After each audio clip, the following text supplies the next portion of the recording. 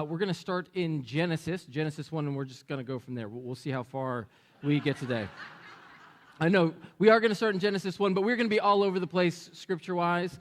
And I have since we're going to be jumping around, I have all the passages that we're going to look at on the screen. So if you get, overwhelmed by turning or trying to follow along, just follow along on the screen and you'll be just fine. So we will, in a moment, start in Genesis 1. So it was a Sunday afternoon. I walked into our backyard, and Becky was sitting at our patio table with a friend, and I had a wad of paper towel, pushed up against my face. And Becky just looked at me and she asked the question right away, "Are you okay?" And I didn't even say anything. I just shook my head no. She went into emergency mode and pulled up a chair and told me to sit down and started asking all sorts of questions. What happened? And I pulled the paper towel away from my face, and there's blood everywhere. I hadn't even looked at it yet, and she just goes, "Ah!" A few minutes earlier, I was in the front of our house. I was standing on 2x4s stretched between two ladders, and I was trying to pry off this old metal awning from the front of our house. And I knew that I couldn't do it on my own. I knew that I needed some people to help, so I recruited my dad and a friend of mine to do it. And the idea was, you guys just stand there and hold this awning. And as I was investigating it leading up to that moment, all I saw was 8 screws across the bracket. And I was like, all we have to do is unscrew those 8 screws, and then the thing will easily come off.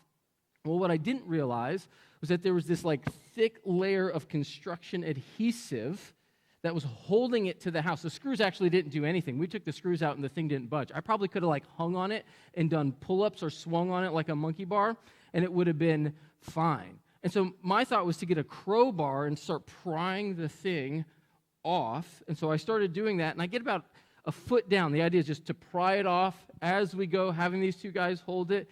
And as I'm about a foot down of prying it off, the crowbar slips, nails me in the nose, and I turn around and I just go like this. And it felt like a faucet was attached to my nose, and blood just starts pouring out. And I'm just standing there waiting for somebody to come and bring me paper towel, because I don't want to move because I have these pants on, and I don't want to get blood on, and I'm just waiting for paper towel. Now, here's what I wonder. I wonder how many people are like, does he know that he told us that story 2 weeks ago? Anybody thinking that? Yes. You're like, did he get hit so hard that he forgot he told us that story?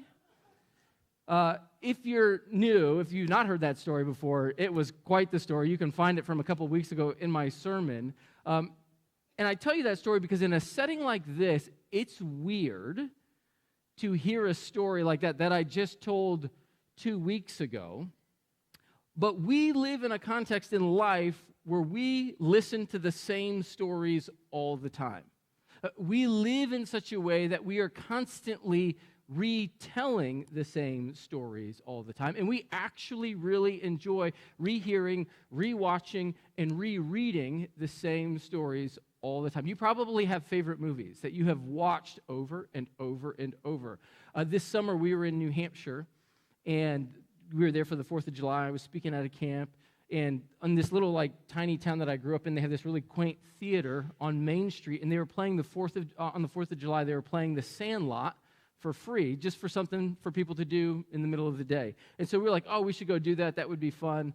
And I can't tell you how many times I've seen The Sandlot. Grew up watching the movie, showed it to my kids a bunch, and was happy to go sit for 2 hours and watch that movie again. We love rewatching, rehearing, and rereading stories that we have heard multiple times.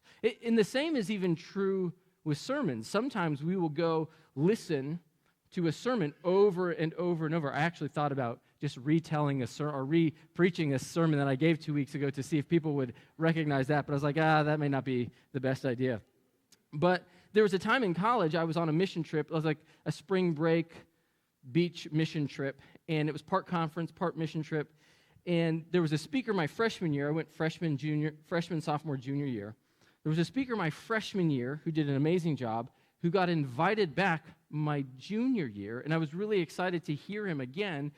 But about 5 minutes into the message, I realized, he's giving the same message that he gave my freshman year. And initially, I was like, I'm kind of disappointed, because I know where he's going.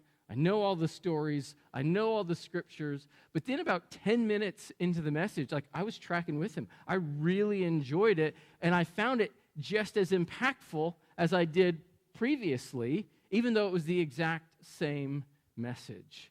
We find ourselves in life re-engaging with stories, teachings on a regular basis, repeatedly.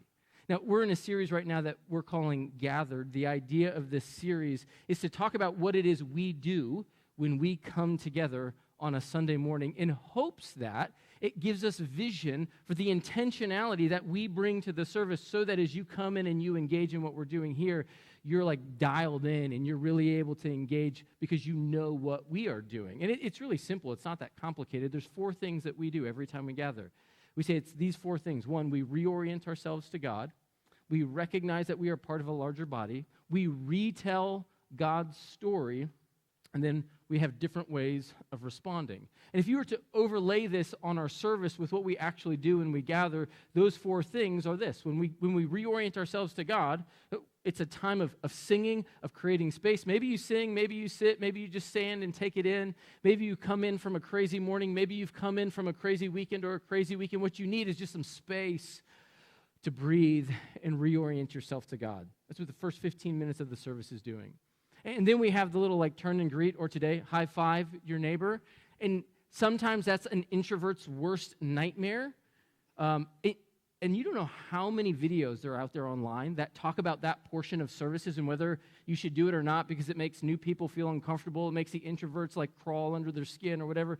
But the reason we continue to do it is because it's a physical, visual, tactile reminder that you are not alone, specifically in this space, that you are a part of a bigger body of Christ, and you have the responsibility to engage in relationship with other people.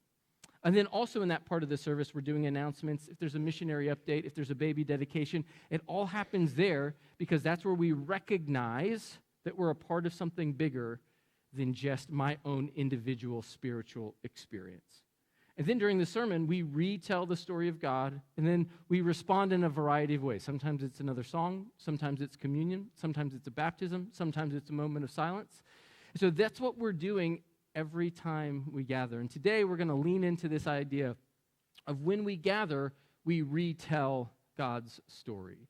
Now, if you've been around here for a while, and if you know me well, you know that I love story. I love storytelling. I love narratives. And I believe, my conviction is that what the Bible is, at its core, is a story of who God is and what he has done and what he is going to do. That doesn't mean it's not impactful. That doesn't mean it's not inspired by God. That doesn't mean it's not historical. It's all of those things, but at its core, it's a story, and stories are powerful.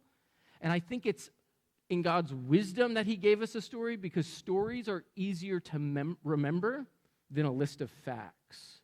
Stories are easier and portable to take with us than theological terms and definitions. God has given us a story that we have the responsibility of retelling from one generation to the next, that we have the responsibility of telling to each other, and at times, even to ourselves.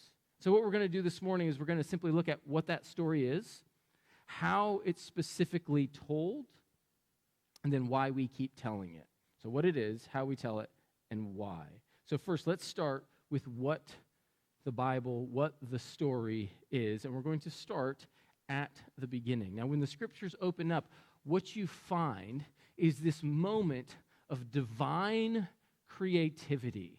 It's as though God is overflowing with grace and goodness, and he can't contain it, and it just spills out into the universe and creates this amazing world. It's as though God is a painter standing at a blank canvas, and he's starting to contemplate this amazing masterpiece that he is about to create. And if God is an artist, the medium that he uses to create is his words. This is what we read in Genesis 1. Starting in verse 1. In the beginning, God created the heavens and the earth. Now the earth was formless and empty. Darkness was over the surface of the deep, and the Spirit of God was hovering over the waters. And then we read in verse 3, and God said. And from there, just by him speaking, this incredible world that we live in now starts to take shape. He creates light and dark. He creates day and night. He hangs the sun, the moon, and the stars in the sky. He separates the land from the waters. He brings up mountains. He lays out meadows. He creates sandy beaches, deep cavernous canyons. He puts these big beasts on the earth, elephants with long trunks, giraffes with big necks, monkeys that swing from one tree to the next, even little kittens and dogs that someday people will house in their home and keep as pets. All of these things, vegetation, berries and bananas and pineapple and mangoes, all of these sweet treats to eat, to overwhelm and engage our senses. He creates all of this, and as he's creating from one day to the next, he steps back at the end of every day and he says, this is good. Oh, this piece over here, this is good. This thing that I've hung in the sky over here, this is also good. God's goodness, God's grace, his creativity just spills forth from him and creates this amazing world we live in now. And the capstone of his creation is humanity, made in his image, both male and female, to reflect his likeness to the world. You have 2 chapters of creative brilliance from the divine. And everything he says that he creates is good. Now, in the storyline of the scriptures, it doesn't take but 2 chapters for everything good that he created to be marred and ruined. It doesn't take but 2 chapters for his story to get derailed and hijacked by these humans that he's just created. Created Adam and Eve, put them in the garden, said, you can eat of anything. You can enjoy all of this to its fullest. But there is one tree that you are not supposed to eat from. It's the tree of the knowledge of good and evil. If you eat of this tree, there will be severe consequences. So Adam and Eve, one day, hanging around that tree, deceived by a serpent, do the one thing that God said they could not and should not do. And they take a bite of the fruit, and everything comes undone. Sin, death, destruction, shame, condemnation, accusation enter the world, and God's masterpiece is destroyed. There's a church in Spain in a town of like 5,000 people called Bora. And in this church, in this town, there's a Catholic church called the Sanctuary of Mercy Church. And in this church, there's a painting of Jesus on the wall in the church titled the 𝙒𝙾𝙊𝙉𝙃, which means behold the man in Latin. It was a painting that was painted in like 1930, so it's getting close to 100 years old. And it was just painted on a column in the building. It would be like somebody coming to this white space here and creating a portrait of Jesus. His crowns on his head, or a thorn of crowns on his head. It's supposed to be that moment before he goes to the cross. Now, as you would anticipate, a painting like this painted on a stone church that was painted about 100 years ago, over time starts to deteriorate. So in 2012, it started to look like this, chipping and cracking and falling apart. And there's a woman in this church who was a churchgoer. Her name was 𝙒𝙄𝙎𝙏𝙃, and she thought this painting needed to be restored. Now, there are professional art restorers who restore ancient pieces of art, and they have a very specific skill set to do this. The wise thing would have been to hire one of those individuals. But Cecilia thought to herself, I'm going to save the church some money. I'm going to go to Hobby Lobby. I'm going to pick up some paint supplies, and I'm going to do this myself. And her restoration of the portrait made it look like this. Tell me about it. Shock and horror. Jesus is now a monkey, right? Sorry, Jesus. But this is a painting that was 80-some years old, maybe 90 years old when she said it needed to be restored. She took it upon herself to do it and absolutely ruined it. And the same shock and horror that we have, that somebody would actually take their own paintbrush and like that shock and horror is the reaction that we are supposed to have when we look at God's masterpiece of this created order of our world and be like, it is not at all the way that God intended it to be. Now, one of the metaphors that the Bible uses to talk about the breakdown of God's good world is this metaphor of a contrast of light and dark. And you see this in different places in the Scriptures. You most prominently see it in John's writing. You see it in his gospel. You also see it in his epistles. And in 1 John chapter 1, we read this. This is the message we have heard from him and declare to you. God is light, and in him there is no darkness at all. If we claim to have fellowship with him and yet walk in the darkness, we lie and do not live out the truth. But if we walk in the light as he is in the light, we have fellowship with one another, and the blood of Jesus, his son, purifies us from all sins. So the idea is that when sin enters the world, darkness starts to take over and compete with the light. And it's this metaphor of like there's goodness in the world because God is good and God is light, but there's also sin, destruction, and death. And it feels like at times death and destruction and darkness is overtaking the light. So the way that the Bible frames the story of what God is doing in our world, specifically that he is redeeming and rescuing us from the darkness, from sin, destruction, and death, to bring us into his glorious light. I mean, we read that in Colossians 1, verse 13 and 14. For he has rescued us from the dominion of darkness and brought us into the kingdom of the Son he loves, in whom we have redemption, the forgiveness of sins. Now, when we think of redemption and when we think of rescue, oftentimes we think of those two words as one and the same. Like Jesus rescues us, he redeems us, that's the same thing. But in the Greek language, those two words actually have nuance to them in a way that the imagery of those two words is just a little bit different and highlight what God is doing when he rescues us versus redeems us. The word rescue has the imagery behind it of somebody reaching down and snatching somebody up. Often in the Old Testament, when God is said to rescue his people, you find that it's with his outstretched arm. Like that's a metaphor that the Scriptures use to describe his rescue, that he's reaching out. He's reaching into the darkness. He's reaching down from heaven, and he's rescuing his people. He's snatching them from death. He's snatching them up from sin, destruction, and bringing them into safety. It could remind us, if you ever raised little kids who like to run away from you, and if you were ever out in the front yard and they just like took off towards the street, like, what do? You chase after them, and you snatch them up. You grab them by the collar, and you just snatch them up so they don't run into the street and get run over. That's the image of rescue, that God has reached down, that he has snatched us up, that he has pulled us into safety and brought us into the kingdom of the one he loves. And with redemption, the word for redemption has an economic image to it. It's the economic image of buying something back, something that's yours, that you're now purchasing back. And in the Old Testament, there's an individual known as the kinsman redeemer within the context of a community and a wider family. The kinsman redeemer would be the closest next of kin to a family who lost a husband.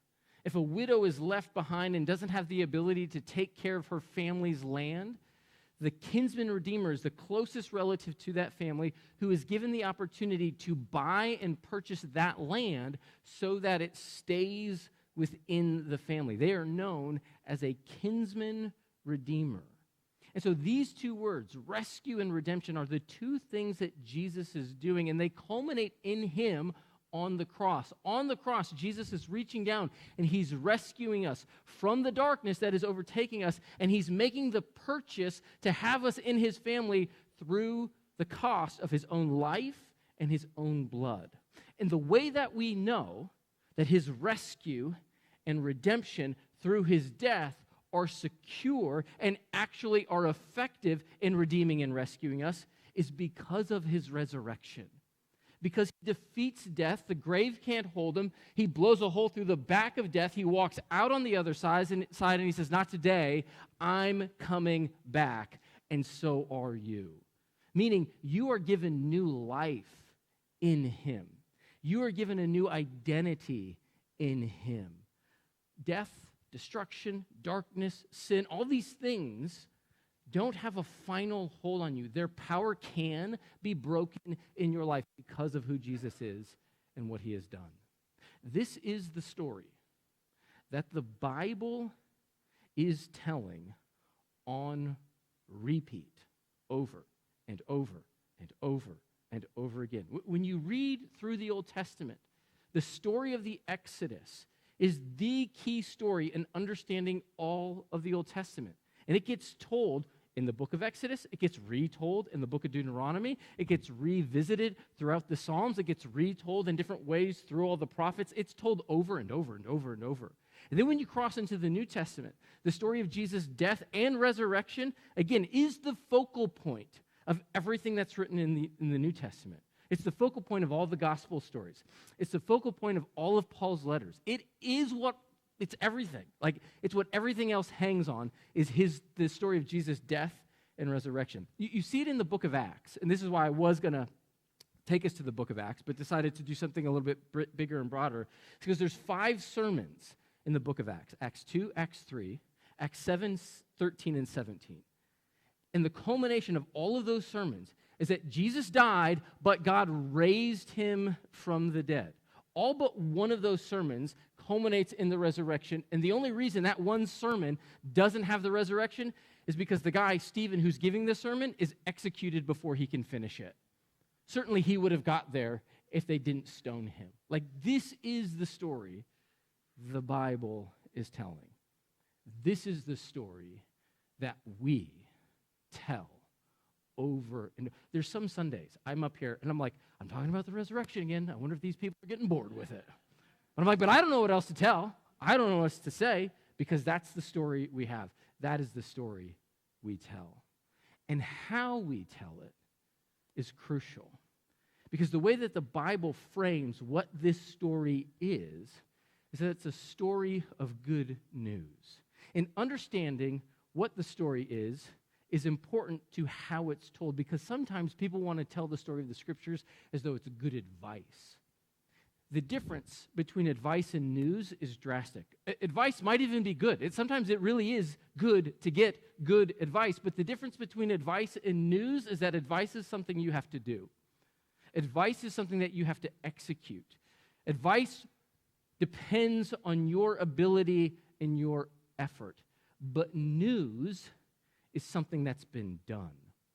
News is something that's in the past that has effect on the present and the future, and it has the ability to change everything because it's already accomplished, and it doesn't hinge on your effort or your ability. And here's what I think is so phenomenal about good news is that it is so layered, it's so nuanced, it's so applicable from so many different directions. There's so many aspects of this good news that you can articulate it in multiple different ways that resonates with multiple different people who could be in a variety of situations in different seasons of life. Here's what I mean. Like, the crux of the gospel is that we live in a broken world. Per Genesis 3. 3 chapters into the Bible, everything goes sideways.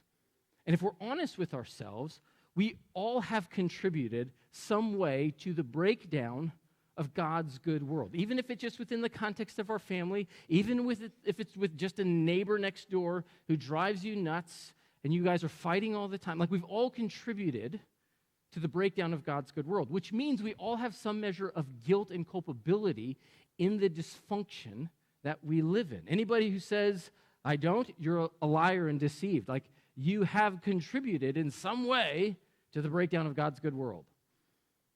But there are times when the brokenness of our world just walks up and slaps us across the face.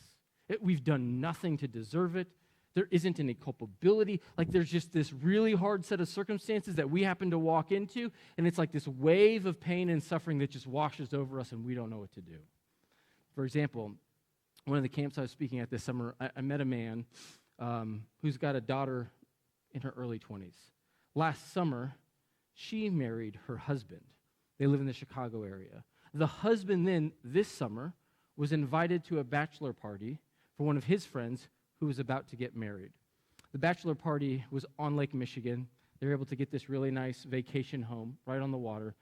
there's no foul play in this incident. All the guys went out to swim one day. There was this massive undertow, grabbed this young woman's new husband and pulled him under, and he never came back up.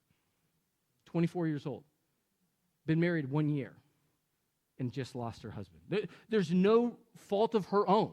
That's just the brokenness of our world coming up and punching her in the gut, and it's like, how do you recover from that? And what that means is sometimes when those moments hit, what comes our way could be despair. Like, how in the world am I supposed to move forward? This doesn't make sense. God, where are you in the midst of this? Why is this happening? How do I move from one day to the next? But what we see in the story of the Scriptures is that God, at the resurrection of Jesus, has started the process of putting back together this broken, fractured, destroyed world. He's working towards a restoration process where everything will be made right. And even though we have contributed to the breakdown of the world, the thing that we also see is that Jesus declares forgiveness over us. On the cross, he says, Father, forgive them. They do not know what they are doing. And then, because of his resurrection, we now have hope. So no matter what sort of place you find yourself in, it's like, even if you've contributed to the breakdown of the world, you can be forgiven. Even if the brokenness of the world has just run you over, there is hope. It doesn't necessarily wash away your pain and suffering, but it gives you hope that this is not the end, that there is a day that's coming when all will be made right. But it doesn't just end there. Like, one of humanity's greatest fears is to be rejected. Nobody wants to be rejected. And it's one of the things, the fear of rejection could be one of the things that keeps an individual from pursuing anything. I don't want to apply for that because I might get rejected. I don't want to go for that. I want to try out for that. I don't want to put myself out there. I don't want to ask that person out on a date because they're just going to say no, no, no, no. My whole life has been a constant cycle of rejection, and I can't do it anymore. And when people live with the fear of rejection, they pull away, and they live a life being alone.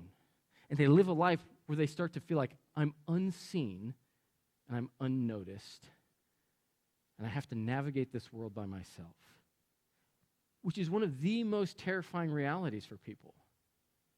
And when you find yourself in that place, to numb the pain of always being alone, it's not uncommon for people to have destructive habits and patterns of behavior to numb the pain, which creates a cycle of addiction and makes them captive to whatever the thing is, whatever their drug of choice.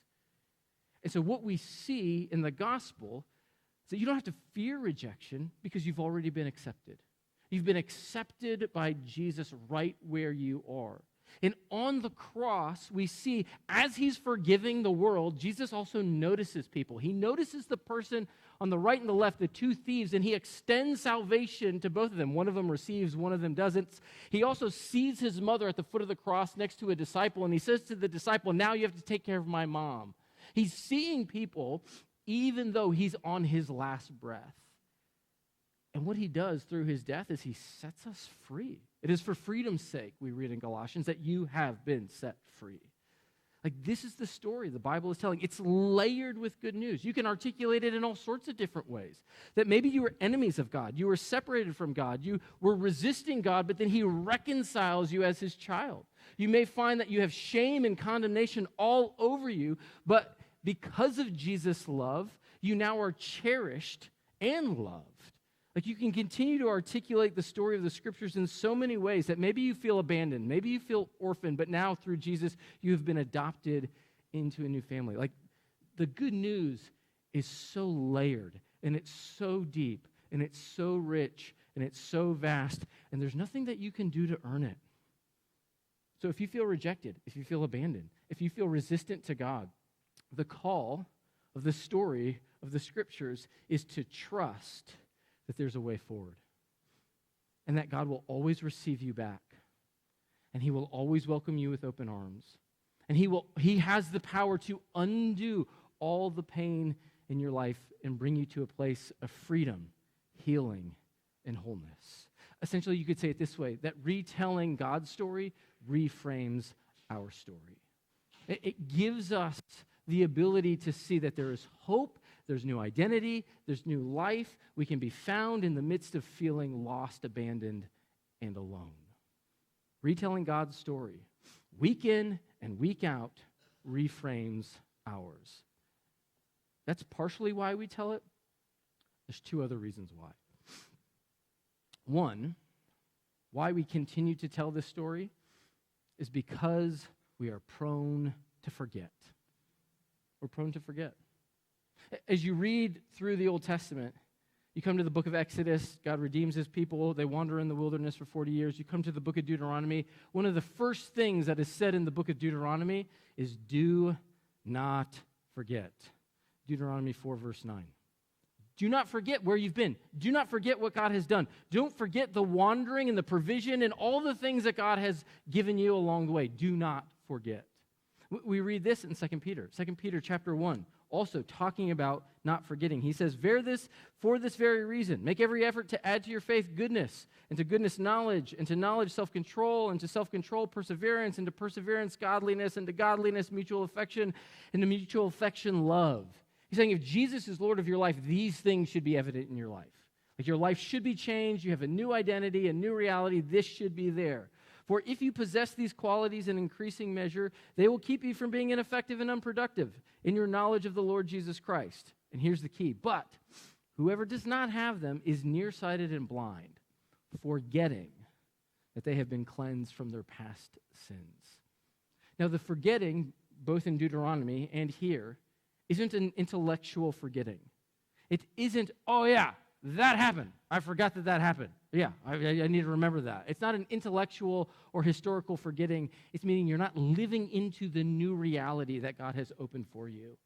And what happens is we step out these doors and like the world just sucks us back into its vortex of darkness, of selfishness, of whatever.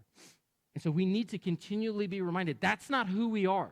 That's the life we left behind because the world is coming for us. It just wants to suck you right back in. And we need to be reminded on a regular basis of the new reality that God has for us. And it's not just that we forget, but we also lose perspective. We lose perspective in that the hardships of this life seem to be the most real because it is the most painful, palpable, heavy, front and center thing in my life. And in 2 Corinthians 4, Paul is talking about that. He's talking about his own ministry. He's talking about the hardship that he's experienced. And he's talking about the reality that sometimes this hardship weighs us down. But when we have the gospel, when we have the story of God, it gives us perspective. This is what he says, 2 Corinthians 4, verse 7. But we have this treasure. The reference to this treasure is the gospel. It is the good news. It is God's story. We have this treasure in God's story. He says, in jars of clay. That's a reference to himself and us, the frail and fragility that we have. We have this power, or we have this treasure in jars of clay to show that this all-surpassing power is from God and not from us. We are hard-pressed on every side, but not crushed. Perplexed, but not in despair. Persecuted, but not abandoned. Struck down, but not destroyed. We always carry around in our body the death of Jesus so that the life of Jesus may also be revealed in our body. For we who are alive are always being given over to death for Jesus' sake, so that his life may also be revealed in our mortal body. So then, death is at work in us, but life is at work in you. He's saying, like, it's been really hard to do the ministry I've been called to do. I've been imprisoned. I've been beaten. I've been flogged. I've been left for dead. I've been shipwrecked. All of these things. He says, but I don't lose heart because I have perspective. Why? Because of the gospel. He says this in verse 16. Therefore we do not lose heart. Though outwardly we are wasting away, yet inwardly we are being renewed day by day. For our light and momentary troubles are achieving for us an eternal glory that far outweighs them all. So we fix our eyes, not on what is seen, but on what is unseen. Since what is seen is temporary, but what is unseen is eternal. So he's saying that when life is hard, sometimes our perspective is only what we can see, the temporary, the here and now. And what we need to do is fix our eyes on Jesus, the eternal glory that he's bringing us to. Because when we have that perspective, it enables us to endure the hardship we're experiencing right now. This is a picture of a guy named Michael Murphy. He's a perspective perception artist. He creates sculptures that when you see them from a certain vantage point are a thing of beauty. But if you view them from not the specific vantage point, they look like a hot mess. And this is a picture of one that he created years ago. It's a bunch of plastic pieces that were collected from a community in India. And it was an organization that was working with this community to try and provide jobs for people who are living in poverty, who are living amongst a dump area. To say, if you can pick plastic to clean up your community, we will pay you for the plastic to then try and recycle it. So this was an installation that was kind of sponsored by this organization to try and bring awareness. And it's actually a sculpture of a young woman who's one of these plastic pickers in India. And when you look at it from this vantage point, it just looks like a bunch of trash. But when you look at it from the right vantage point, you see her portrait, and it's a thing of beauty. We have a video that shows the distinction between the hanging trash and a beautiful sculpture.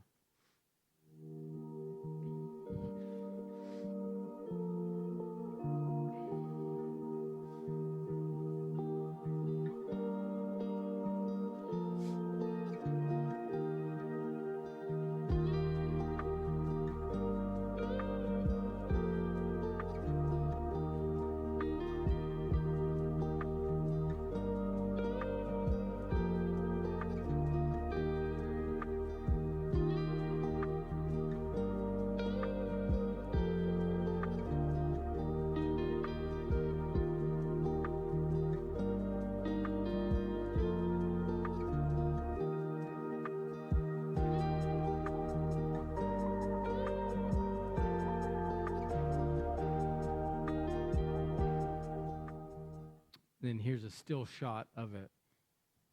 It's stunning to think how that one perspective shows you a thing of beauty. And what God's story does for us is it gives us perspective. Even though my life, from my vantage point, might feel like a bunch of trash just strewn out there, when we view our lives through the lens and perspective of God's story, we see that He's in it with us. He's bringing us toward a restored end. There is a day when all things will be made right. There is a day when this world that feels like it's a dumpster fire will be brought back to the masterpiece that God intended for it to be. And our responsibility in the here and now is to remember and retell that story. Because that's the thing, for many people, that gets them from one day to the next. And for us to do that in connection with reorienting ourselves to God, recognizing that we're a part of a community, retelling the story, and then responding means we go out into the world and in part, hopefully tell that story to other people. And hopefully live in that new reality so that we can see there is a day that's coming when the Lord will return and He will make all things right. So we retell God's story so that it reframes our own story and gives us the courage to go into the world to share it with others. So may you see that God is with you and at work. May you trust that His story is communicating the truth about who you are and what He's doing in our world. And may it give you the courage to tell it to those who need to hear it. Lord, we thank you so much for who you are. Thank you so much for what you've done. Thank you so much for the power of this story. And we ask, Lord, that you would help us be people who live into it, who don't just hear it, walk away, and think nothing of it, but who are impacted and affected by it so that we can live into it and be people who can tell it to those who need to hear it. Pray this in your name. Amen.